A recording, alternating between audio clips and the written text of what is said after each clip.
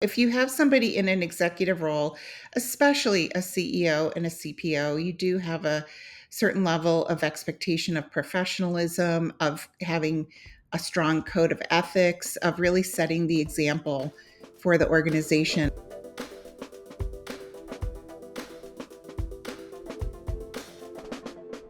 Good morning, HR. I'm Mike Coffey, president of Imperative, bulletproof background checks with fast and friendly service. And this is the podcast where I talk to business leaders about bringing people together to create value for all stakeholders. I'm joined today by returning guest, Michelle Haugh. Michelle is a master's degreed HR professional with decades of experience. She runs Early HR Solutions, through which she delivers strategic support to over 200 early and growth stage organizations. She's also developed Early Engage, a concierge service offering small and medium-sized organizations effective and affordable employee engagement and retention solutions. And earlier this year, she was named HR Consultant of the Year by Dallas HR. Congratulations on that, Michelle. And welcome back to Good Morning HR.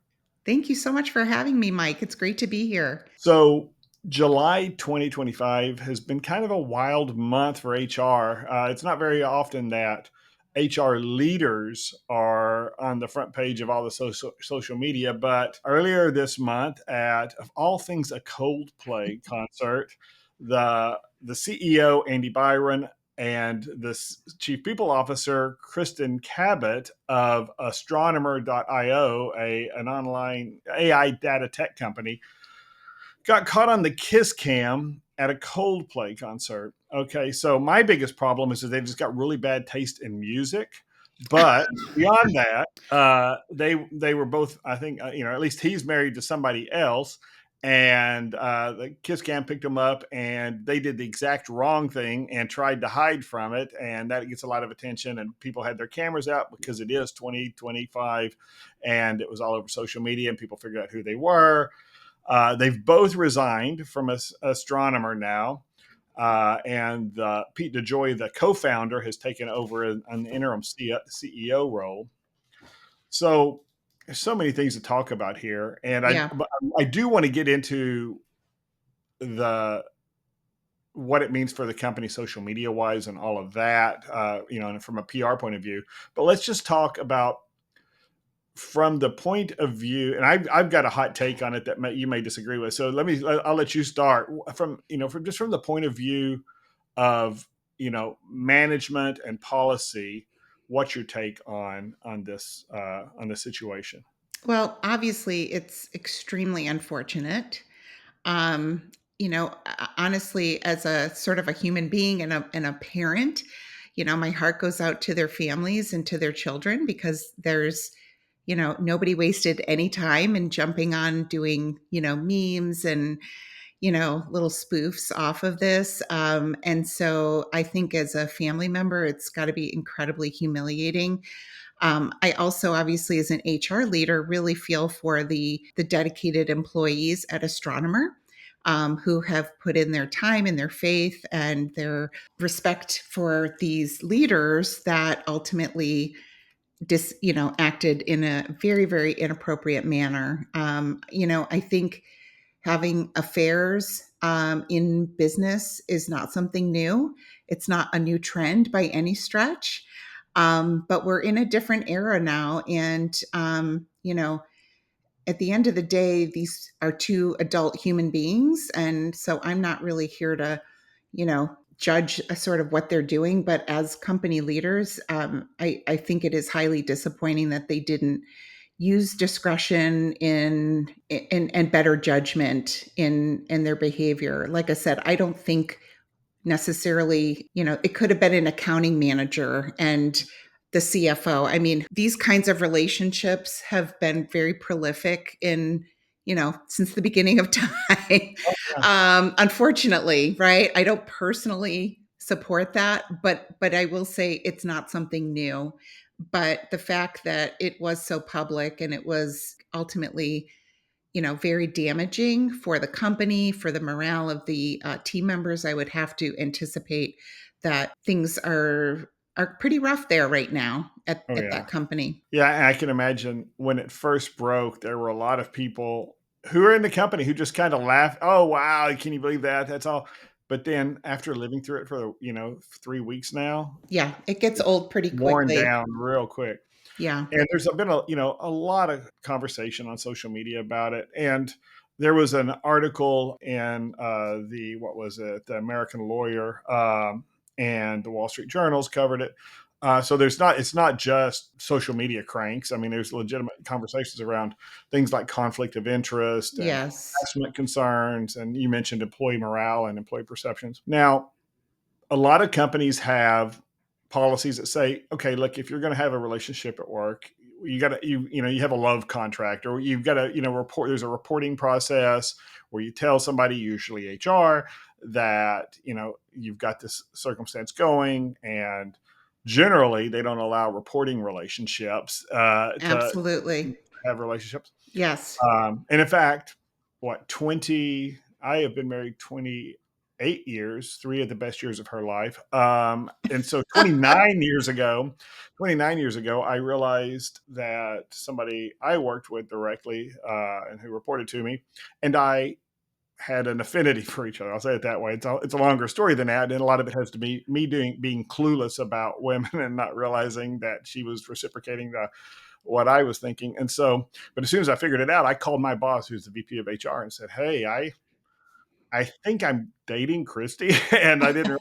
And she goes, "Yeah, I heard." And I'm like, "You heard? No, you didn't, because you didn't know, because I just found out." Yeah. And but she immediately, we separated our roles. She actually got a promotion to uh, another department in HR, and it worked out fine. And we've been, more or less happily married for 28 years. So there's a way to handle it, right?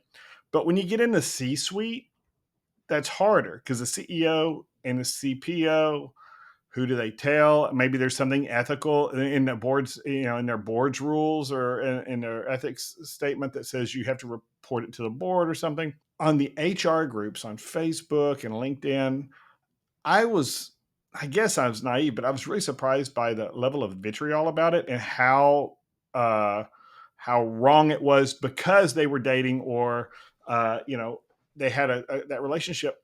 Because let's face it, you work with a lot of companies, I work with a lot of companies, and the C suite is almost always chummy, right? And so I wonder if we'd had the same, they're rubbing privates or whatever. So that's one thing. Okay. But if they're the CEO and the CPO, if the chief people officer had been a guy, and they were golf buddies, and they like to go hunting together, and they went on weekend trips to Napa Valley with their wives, if there wasn't the romantic or the intimacy part in it, that's just as much of a conflict of interest, right? I mean, there's as a risk.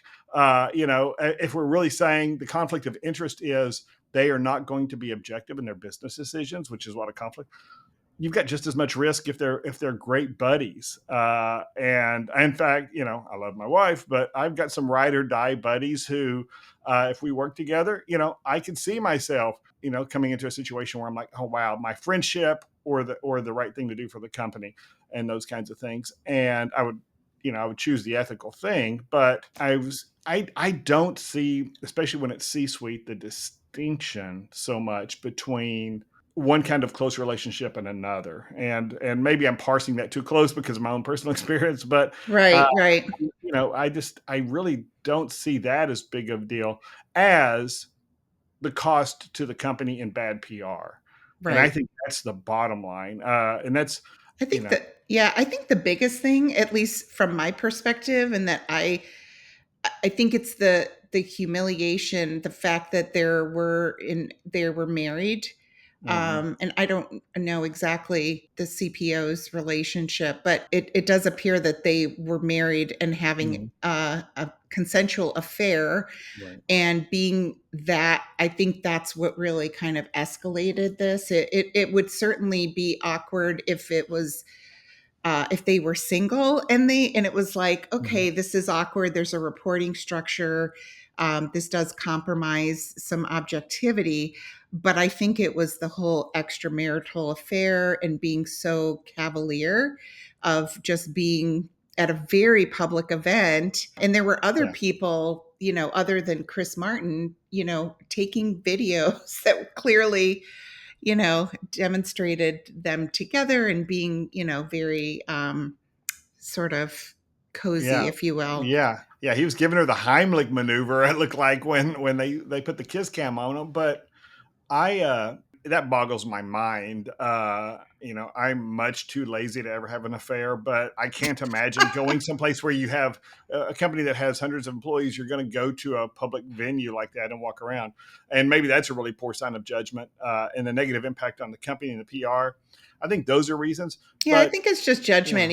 If you yeah, have somebody in an executive role, especially a CEO and a CPO, you do have a certain level of expectation of professionalism, of having a strong code of ethics, of really setting the example for mhm, the organization. And, much of like the leadership development work that our company does, I mean, we always stress you are modeling the way for the rest of the organization. So that's where I see the issues. Now, the one thing I don't necessarily jump on this bandwagon, I've seen a lot of people writing how this is damaging to the HR profession.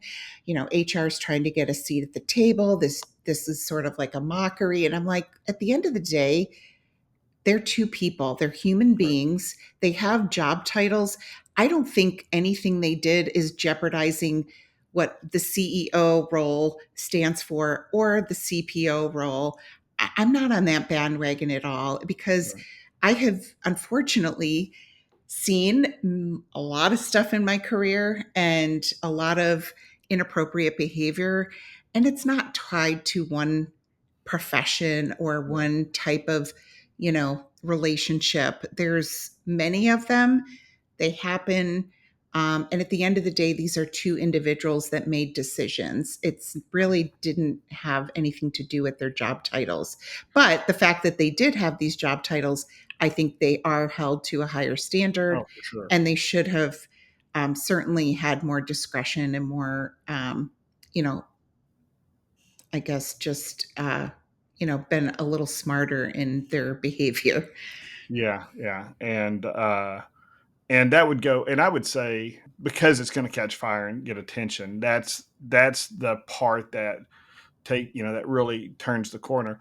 But we always have to, if you're in a leadership role, whether it's with subordinates or peers or your boss, you've always got to be thinking about what this relationship Yeah, is going to look like to the rest of the organization. And you've got to, and maybe if you've got, maybe if your best friend is the CFO, you've got this responsibility in your relationship with them to keep everything ethical, but also I think almost to bend over backwards to make sure that everyone else sees that you are carrying the hard line. If you're HR and you're speaking truth to power, that your friendship doesn't get in the way of that. But I would argue that a good HR person has to be able to speak, to say, okay, here's the consequence of your actions, whatever they are, to the CFO, to the CEO, or whoever, and be willing to do that. And I think a lot of the the folks who've really talked about conflict of interest a lot,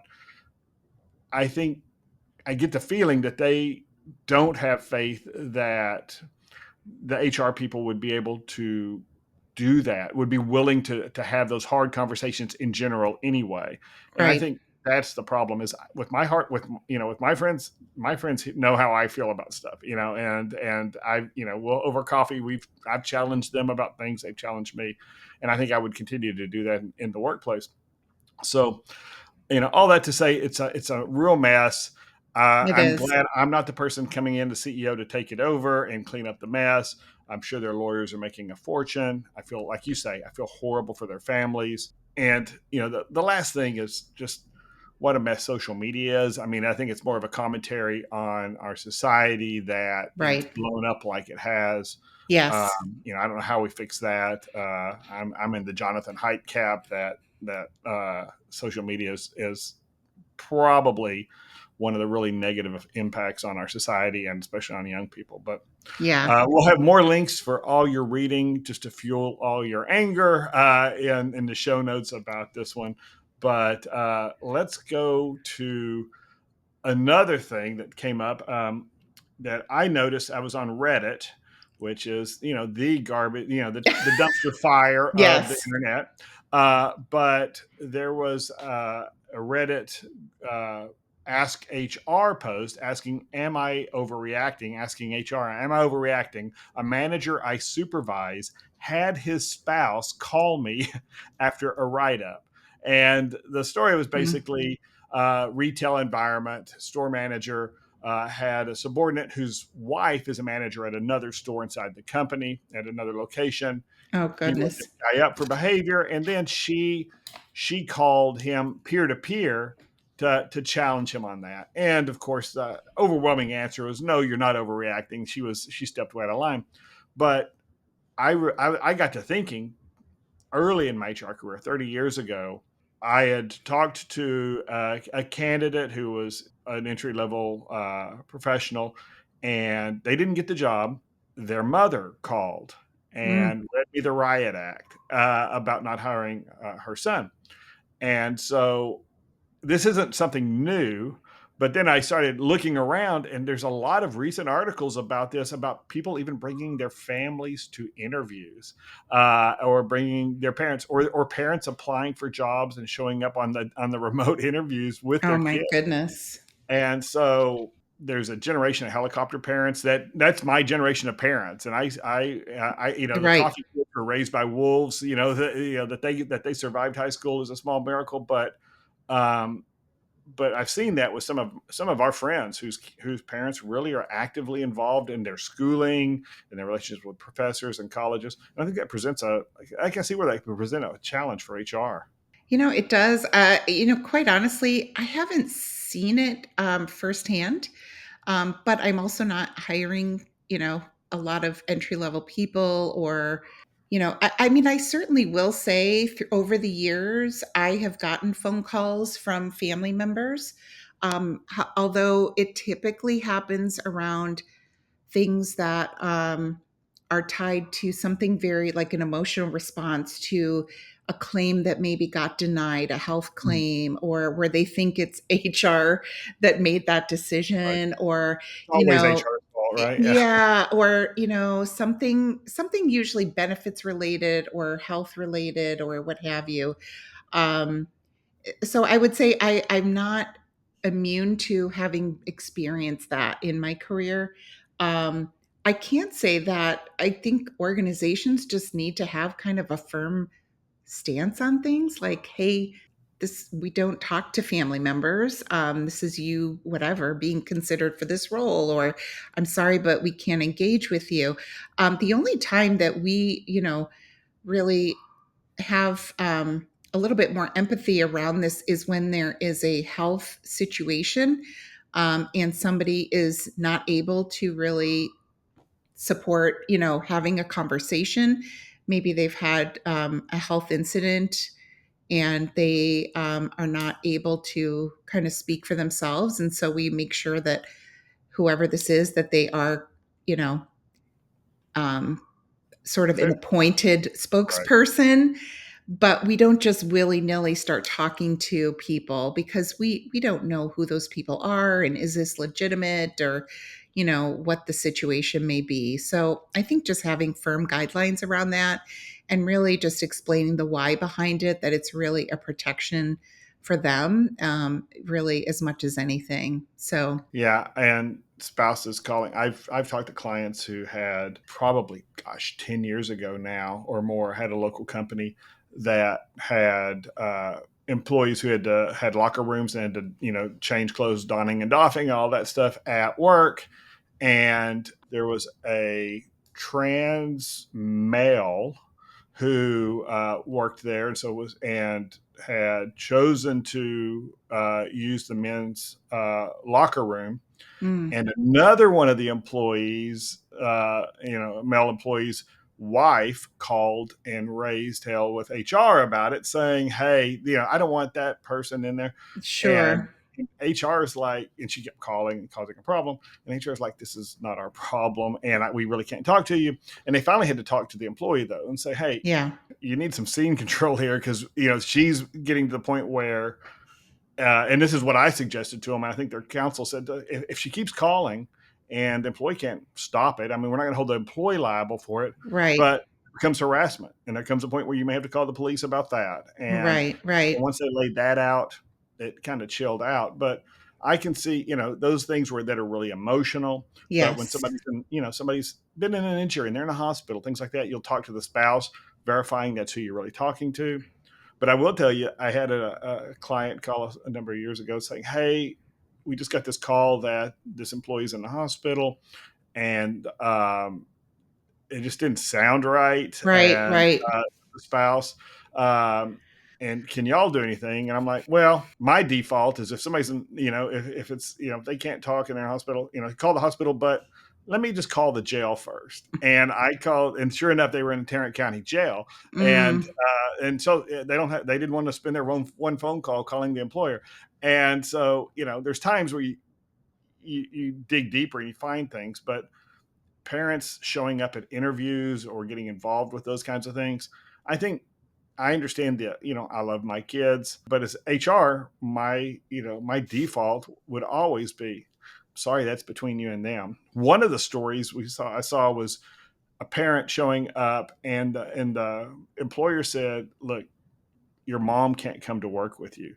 yeah. That's not what's going to happen here. So Right. Right. you want to do the interview, that's great, but you need to understand it's going to be an interview with us, and she's going to have to leave." Yeah. And that makes sense, right? That's Yes. you give this. I'm not going to hold it against the young worker Right. who's got maybe they've got anxiety, maybe they've got stuff like that. But if you're going to work here, you're going to have you're going to have to learn to manage your anxiety. Advocate. We will I don't think a reasonable accommodation is having your mom sit in with you. That's No. No, it's unless not. you get her certified as your comfort animal, but I Yeah. can't see that happening. So, I will say, there have been years where we've had like spouse sessions for in open enrollment. There are families that oh, that makes sense. maybe Yeah. there's one person in the family that is more familiar with those things, and things like that. I have no problem with whatsoever. We want to make sure that when it's appropriate, that people are included if it is making benefits decisions or what have you. But yeah, when it comes to interviewing or things like that, no, it's not appropriate for someone else to be trying to advocate for you. So in that Right. circumstance, I make sure those boundaries are pretty well established. And let's take a quick break. Good Morning HR is brought to you by Imperative, bulletproof background checks with fast and friendly service. There continues to be more and more conversation about how AI is impacting the recruiting process, including deepfakes and identity theft. At Imperative, we've seen these attempts made against our clients, and while we identified those fakes with our normal, thorough processes, we've stepped up our game to prevent fraudsters from harming our clients. With our new biometric identity verification process, we validate the identity documents candidates present and use AI to capture a video selfie of the individual and verify that it matches the photo on their ID. And the whole process takes less than 5 minutes. And we have a few other tricks up our sleeves as well. To learn more, visit our website at imperativeinfo.com. If you're an HRCI or SHRM certified professional, this episode of Good Morning HR has been pre-approved for 1/2 hour of recertification credit. To obtain the recertification information, visit goodmorninghr.com and click on Research Credits.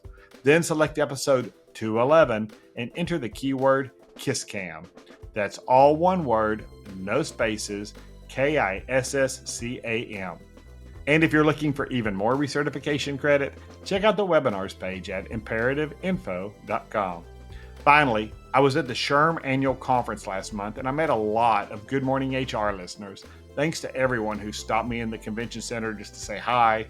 It meant a lot to me. And I want to give a special shout out to the HR team at thezebra.com. We met at a reception, and they shared that they often have a group discussion about each week's episode on Friday mornings. A little off-the-cuff L&D opportunity. Thank you, HR team at thezebra.com. It means a lot to me that you shared that and that it's meaningful to you. I really appreciate it. And now, back to my conversation with Michelle Haugh. So, I know one of the big areas you focus on in leadership is the employee engagement world. Yes. What's going on there lately? Because I've got the sense that between whether it's AI, the weird economic situation, there's a low quit rate out there, which I think is indicative of people holding on to their jobs even beyond the point that they want to stay in that job, which is not always great for culture. Yep. What are you seeing happen in employee engagement? Well, there's things that I'm seeing and hearing firsthand. And I would say a lot of that is supported by data. We're, what we are seeing is a dip in employee engagement. I think there are many, many factors that are affecting. We do know that, economically, even though the stock market right now is improving, companies are tightening their belts. There's still people being laid off, very talented people. Cutbacks that always affects morale. People are taking on more work. Managers today are being asked to do a whole lot more. A lot of them are managing teams, but they're also individual contributors. And some of the challenges are just getting more and more complex around, people having mental health issues, or how do we interpret this return to work, and that changing where it's like, okay, you can work 2 days from home. Well, no, now we want you back 5 days. And there's just been so much change. So in an organization, there's always change, right? That's just the nature of businesses. But when you've got so much change going on outside of work as well, with change of administration, change of, economic, situations, inflation, just everything, political um, dissension, and even some of the conflict going on. There's just a lot of stuff going on, and so all of that is going to impact human beings, because at the end of the day, we don't just stop our personal lives and our thoughts when we log in at the beginning of the day. And so, even as you said, social media, well, there's stress there for parents that are trying to parent, you know, young, preteens or teenagers, and that can really elevate stress. So what we're seeing is a decrease in engagement. Again, not just theoretically, but we're seeing it in statistical, measures through places like Gallup and other organizations that keep track of this data. And there's really been a very significant shift in how managers, people that have leadership hats, their engagement levels have dipped the most significantly. Yeah, And I think I saw a Gallup report that engagement was as low as it's been since 2020 in the middle of yes. of COVID. So, what would you say? What's your advice? To an HR group that maybe they're concerned about engagement. How do you, if you just kind of testing the waters, you kind of get this feeling that's out there, and you want to get a good feel for it and take corrective action. What would your short action plan be to begin down that path? Yeah, so I think, what I see is there are two different kinds of companies. There are the companies that they take things like engagement data very personally. And they feel that if there's, Like it's an attack, it's an right? attack, yes.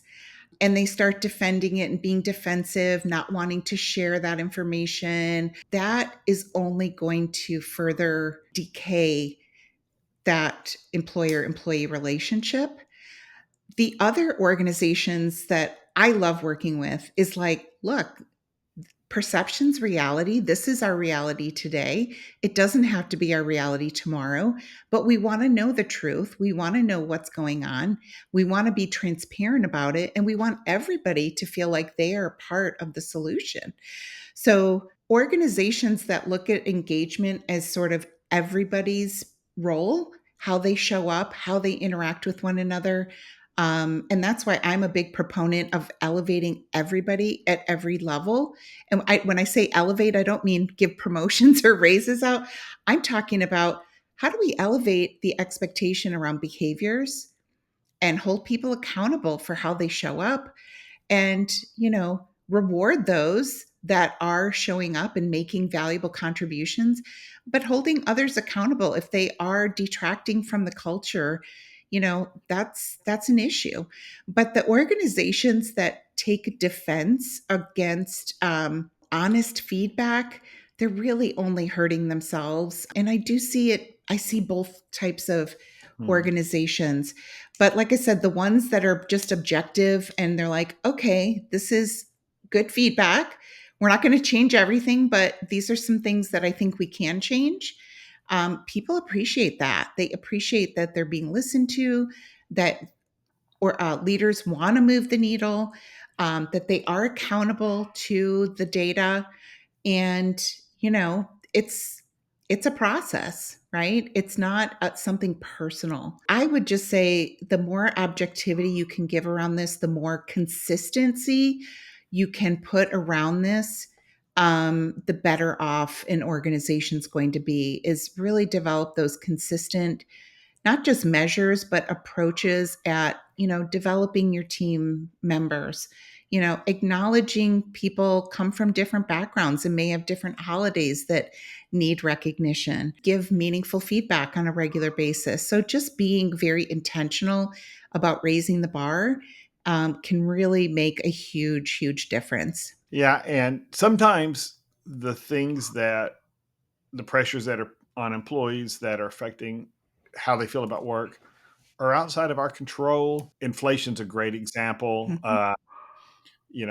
We've seen in the last couple of years a significant inflation, Yes. and maybe we're seeing some relief from that soon. But if wages haven't kept up with that, and you know, inflation affects employers too, and so maybe margins are down, and so we Yes. can't just give everybody a 6 or 7% annual increase every No. year and keep Right. up with. Yeah. But I think communication and being really frank about those circumstances and Yes. acknowledging, hey, here's what we understand from the employee satisfaction survey or the engagement feedback or net promoter score, whatever we're doing. This is the information we've got. Here's where the company is on this. Yes. Employees may not like what you're saying, but at least you're putting your story out there because they're going to fill in the blanks otherwise. And that's Absolutely. always going to be to your disadvantage if they're unhappy. And so just being Absolutely. willing to step out there and say it. And those are hard conversations to have. And, a lot of managers would rather sidestep that conversation or blame. In fact, there was another Reddit post a few days ago. I'll post it in the notes where somebody said, "I'm a new HR person. We did an employee satisfaction survey. I was talking to this specific team of managers who had really low scores, and I think she was young and excited to deliver this information and help them come up with a solution." And they immediately got defensive, like you said, and started blaming the employees. And these are their problems. And if they would do their job and blah, blah, blah. Yeah. And that goes back to management 101. And it goes back to the whole idea. We put people in jobs to lead other people without training them how to do that and Yes. making sure that they don't have the right. In fact, that's a drinking game here. So anytime it always boils back down to saying, going back to making sure the managers are leaders and we're not just putting people in there and that we're giving them the skills to do it. So bottoms up. So I just keep my little shot of tequila just ready all the time. So Yeah, absolutely. But I do think, when you've got a team of people and you recognize them as adults, every single one, not everybody should be leading in an organization, but everybody can exhibit leadership behaviors. And when right. you trust in people that they can elevate themselves, but they're also held accountable for how they're showing up, Mhm. you can really move the needle because everybody has the ability to demonstrate leadership behaviors, in how they solve problems in their work, and are they collaborating, with their team members, and those are leadership behaviors, whether or not they have a leadership hat on or not. Helping people to see how they can elevate their impact through demonstrating those kinds of skills can really be very, very powerful. So I really believe employee engagement, it's not a manager issue, it's not a CEO or a CPO issue. It's really everybody. Everybody contributes to that culture. But you've got to be transparent. And like you said, you've got to give them the why around Mhm. it. And people, because they are adults, they appreciate the truth, Right. and You've they got to show respect trust and that. faith in them. Yeah. Yeah, exactly. There's a lot to be said about just being truthful and transparent. That's a perfect place to end it. Thanks for joining me today, Michelle.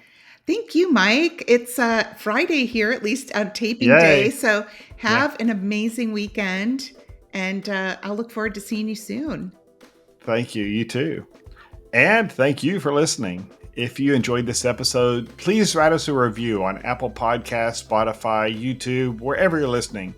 And then share this episode on your favorite social media platform. Just make it be a little ray of light in the social media world. And it really does help us find more listeners who appreciate us. And we'd love to hear your thoughts at goodmorninghr.com. Good Morning HR is produced by Marianne Hernandez and Paco Corral on Imperative's marketing team.